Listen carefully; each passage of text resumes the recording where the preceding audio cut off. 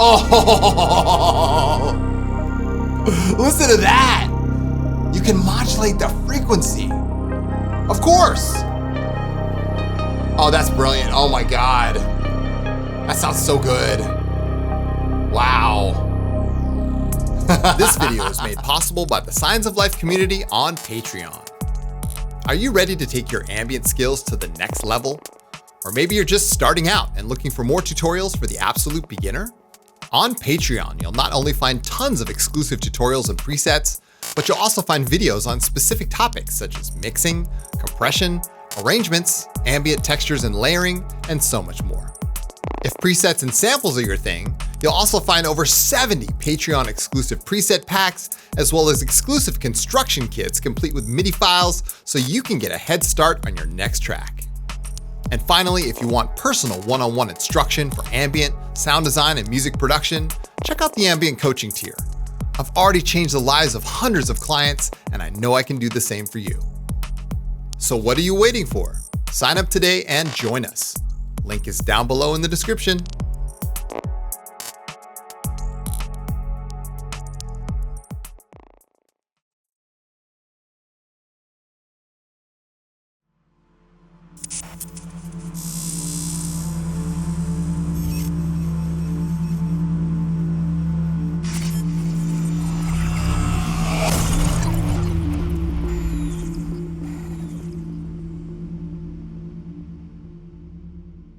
What's up guys, Chris here from Signs of Life.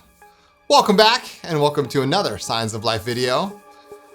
As you can hear, I'm working on something here in the background, so I thought I'd stop, let you guys in on the process. Once again, we'll skip the formalities and just get straight into it. I'm working in this new SQ sequencer that was introduced in Ableton Live 12.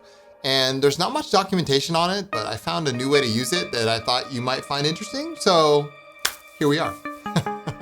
Anyway, if you guys like this tutorial, like my tutorial style, be sure to check me out on Patreon. I'll leave the link down below in the description. I'm doing tons of extra tutorials over there. A free tutorial every month for free and paid members. It's a great deal. Check it out, link in description. Anyway, let's go ahead and get started here. All right, so as you can see, I'm working in the new SQ sequencer right here. And this comes in a pack in Ableton Live 12.1, simply called sequencers. Right? So grab this, download it, and you're gonna get a sequencer that looks like this. Now, what's cool about this sequencer is it's got a lot of options here. You know, as far as like randomization goes, and like, you know, you can ratchet the stuff and do some time shifting. I quite like it. But what I figured out was, which was really kind of cool, as you can see, it's in random mode right now. It's also scale aware, so I'm playing in C minor, 73 beats per minute here. But what I've got here is I've got it limited to 5 steps. So you can see that when it does get randomized, it's only 5 steps either way, right? How am I doing this? Well, check this out. I've actually got this LFO over here, and this LFO is driving 2 things. The amount of steps, the randomization, this dice button right here, it's also driving the random pitch, this one right here.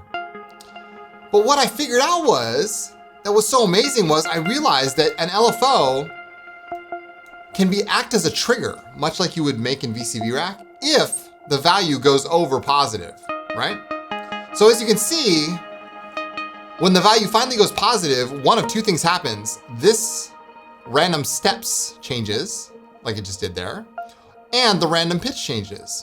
So I've got this LFO set to 1 bar, and you can hear that because it's in random mode and the pitch amount is limited to 5 steps, we get a nice new sequence every once in a while. And it's not even like consistent, it's kind of random. And I thought that was so cool. I never even realized you could use the LFO like this, because I've always been trying to find ways to make Ableton more like VCV Rack. But I thought, man, this is so cool. So try that if you got it. Using an LFO like a trigger. It's in random mode. Very cool stuff. So anyway, that's going all through this spectral resonator over here. I just showed this on a recent video, but I've got it just at C4. So it's kind of providing a little bit of octave action, kind of like a microcosm. Sounds really nice. The mix is only at 28%. And then to finish this off, I've got this Valhalla Supermassive patch from Caspia. Valhalla Supermassive, as you know, is not just a reverb, it's also a delay. So this is one of those delay presets from Caspia. And yeah, look at this. Mix is nice and low. It's just providing a little hint of like something extra. And I love that. So I thought, you know what, this is a great place to start. So why don't we just start here and see where we can take this. So let's go ahead and lay down some atmosphere, if you will. And to do that, what I'm gonna do is grab none other than Hive. So we'll grab Hive here, if you got it. If you don't, use what you got. And yeah, let's grab Hive. And we'll do like a simple atmospheric pad here in Hive. So what's cool about Hive is you could either do one of two things. You could adjust your envelope here and then copy that envelope using the little triangle menu button, copy, and then paste it over here. Or you can also hit this link button, and whatever you do on the left-hand side mirrors on the right. You can see that. So all of these are linked now, which is really cool. I'm kind of old school, so I like to kind of just do it by hand, but like, if you want to just save yourself some time, use the link button or use the copy and paste. So we're gonna set ourselves up with a nice long amp envelope here. And Hive comes default -12, so if we might wanna adjust it to 0, let's see where we're playing. Let's try to play this. Oh yeah. There we go. Very nice, very nice. Let's change oscillator 1 to wavetable. We'll go ahead and grab a wavetable here. We'll load up one of those wavetables. Oh yeah, maybe this one. That'll work.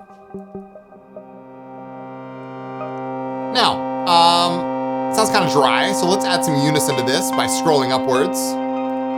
Add some detune. Oh yeah. And what we'll do is we'll take LFO1, put on random glide, and then put it in sync mode and make it say 2/1. And we'll drag this over to the cutoff, scroll upwards again, and you can see now our cutoff is now moving. There it goes. Oh yeah.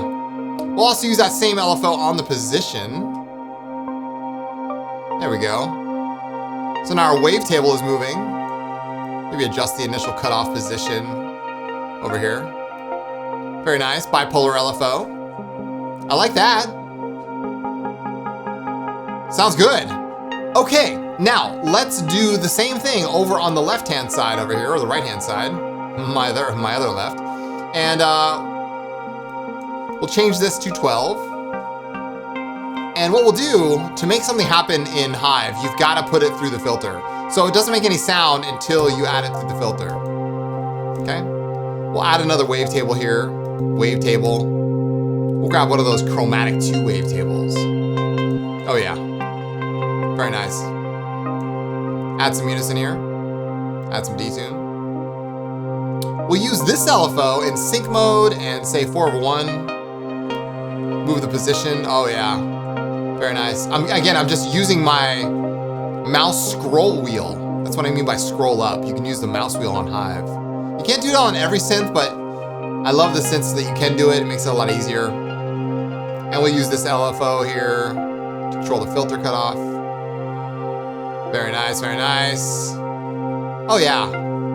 Let's add a sub oscillator here. We'll add a triangle, put it through filter 1, lower down the volume. Oh, very nice. Now that's pretty much a standard pad, you know, that I would create in most synthesizers. But with Hive, you also have access to the functions here, the shape sequencers. Let's come back to these in just a second. We're gonna add some effects here. Add a compressor, put it up at the top. Increase its amount, attack, release. We'll outboard, there we go. Very nice, now we got some volume. Oh yeah. Nice healthy pad there. We'll use the internal delay. Put this up here. Make it ping pong, dotted eighth on either side. Increase the mix, increase the diffuse, increase the feedback, increase the width. There we go. Oh yeah. Very nice. Oh, that's gorgeous. Now we'll add some reverb coming from my Pro R2 over here on send. This is of course Olancha Farewell. from Cinematic Space. Let's go ahead and play this, add that reverb. Oh yeah. Gorgeous.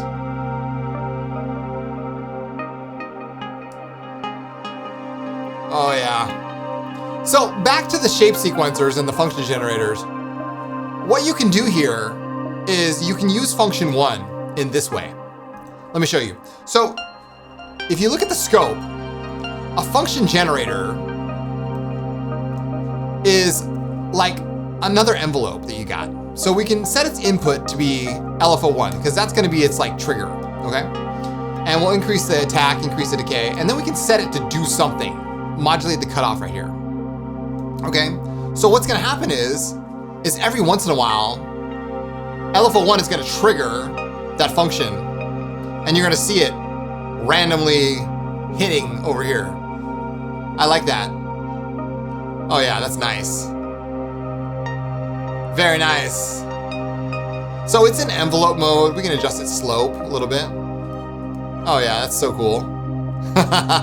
Now, if we really want to get fancy, we could use LFO2 to control the rate of LFO1.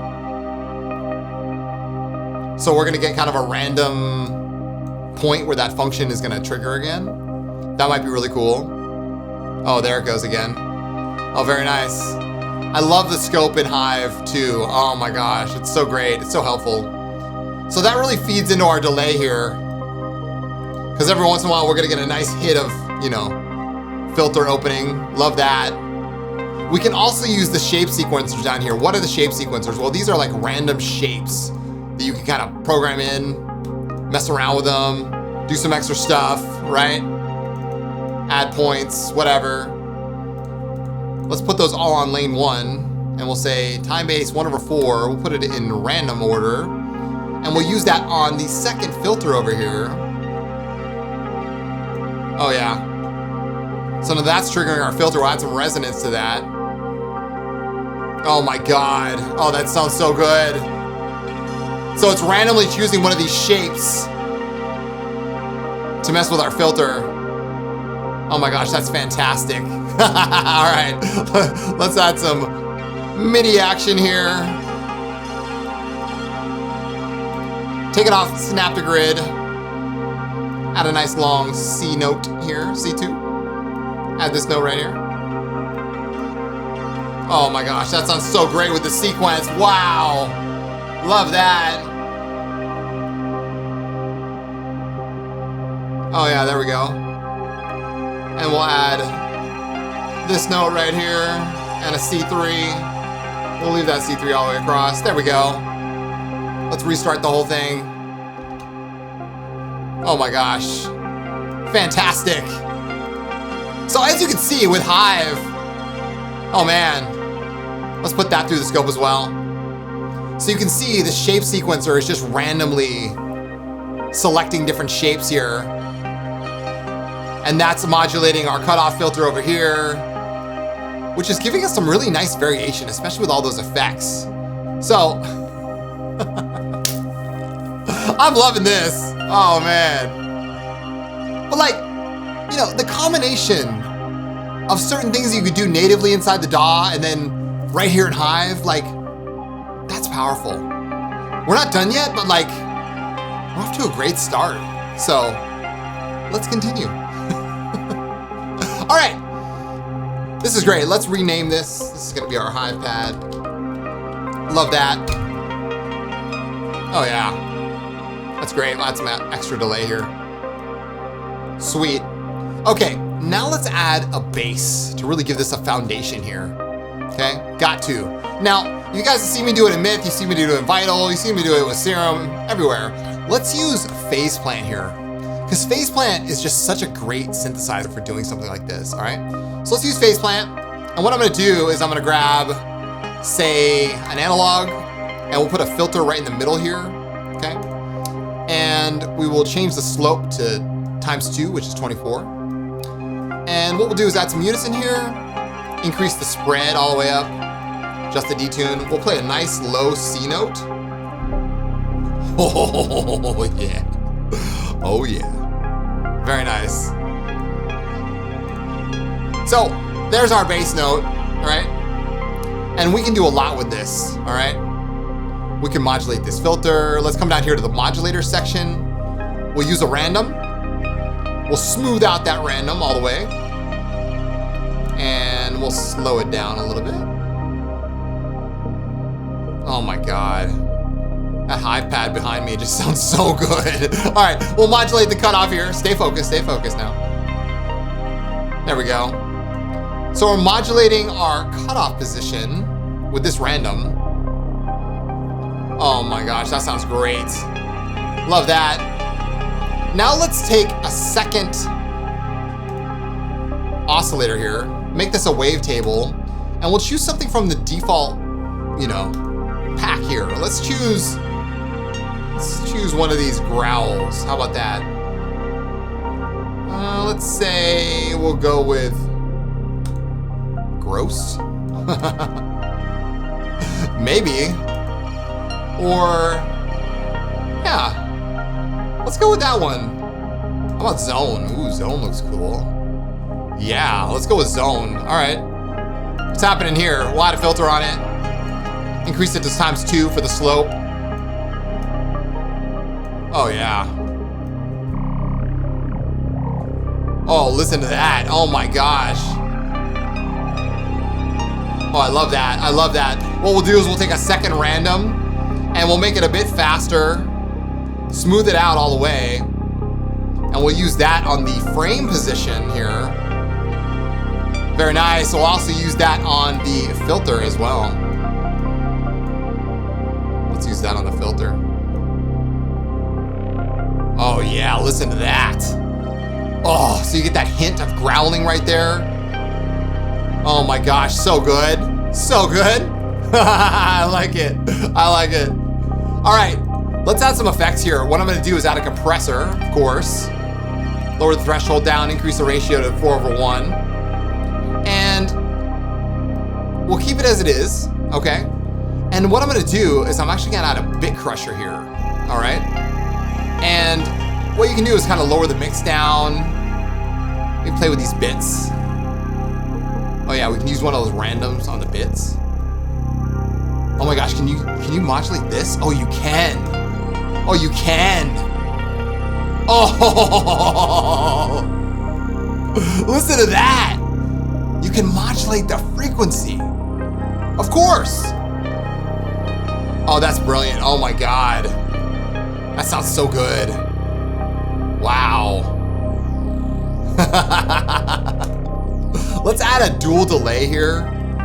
I've got a little preset in here called Cyan's dual delay. How original, right? Lower down the mix. It's got spread all the way up, crosstalk all the way up. It's set at 3/16, which is basically dotted eighth. Oh yeah. Add a little finishing reverb here. My favorite part is the bit crush with the frequency modulation. That's so good. I love that. Oh my gosh. Fantastic. Wow. So you can see the power of phase plant here. You know, and just simple bass sound, right? But like having that underneath the entire track really does give that foundation, but also that sense of motion. And that's what you need in ambient. Is like things to make your listener want to keep on listening. Come back for more, if you will. Oh, I love that. Let's draw on a MIDI clip here. Making 8 bars. Oh yeah. Nice low C note. Oh my gosh. Oh, that's so good. Wow. So you can see Faceplant is quite capable at doing this kind of stuff. I never get bored of the synthesizer. It's so good. There's just so much here. Anyway, now that you guys seen it, I mean, you're like, oh wow. Like, we didn't even get into the FM part of it. That's crazy. Oh my gosh. So, you can see where we're at. Like, with that simple sequence coming from the SQ sequencer, that's not really that simple. I mean, there's a lot to it. And then that beautiful pad and Hive with all those, the function generator, the shape sequencer, and things coming in and out. And then that bass to give us a foundation. It's kind of unsettled, but at the same time, like consistent. Wow. This is amazing. Oh my gosh. All right. Let's do another sequence here. I think that's really gonna set us off into outer space. All right, so let's rename this. This is our phase plant base. And what we'll do is we'll make a sequence here that's kind of predictable. And what I mean by predictable is it's not gonna be like another random sequence because we kind of have that going on over here. So to contrast that, what we're gonna do is we're going to lay in something with pigments, all right? So once again, I'm gonna design in the dark, all right? So I'll go ahead and make a simple pluck here in pigments, and then I'm gonna use that to build a sequence around, okay? So what I'll do here is I'll leave this on Sawtooth, and I'll turn on Engine 2 and make that a wavetable. I'll grab one of these Chromatic 2 wavetables. Okay, Chromatic 2, link is always in the description. My latest sound set for Pigments 5. And I'll go ahead and take the sustain out, make the decay around 1 second.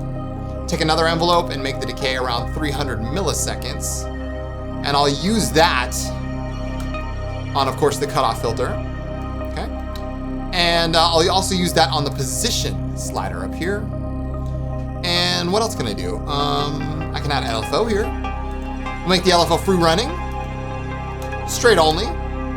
4/1. Tie that LFO to the cutoff here.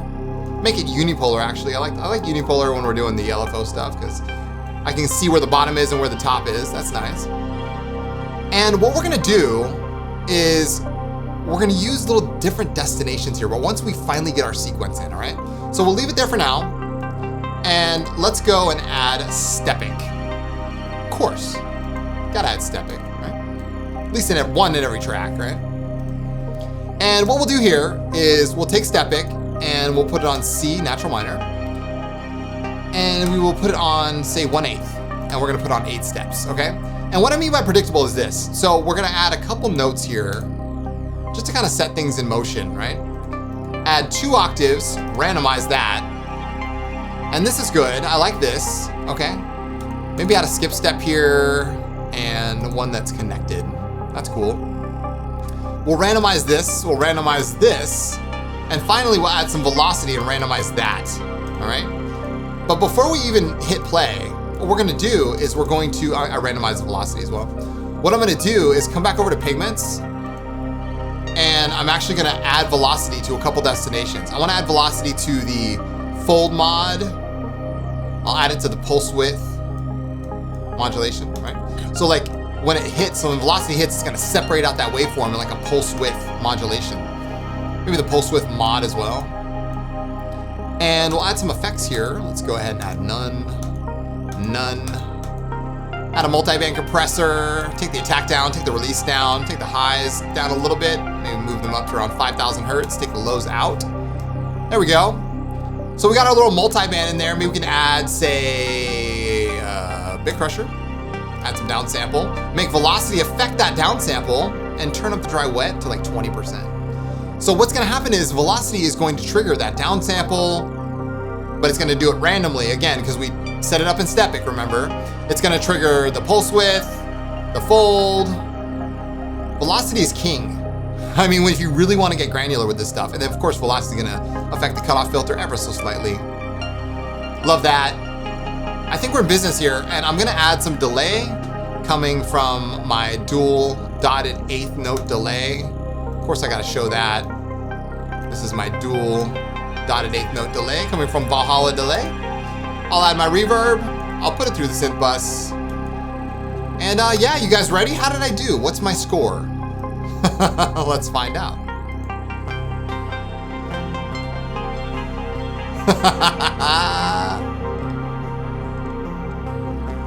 Ten out of 10.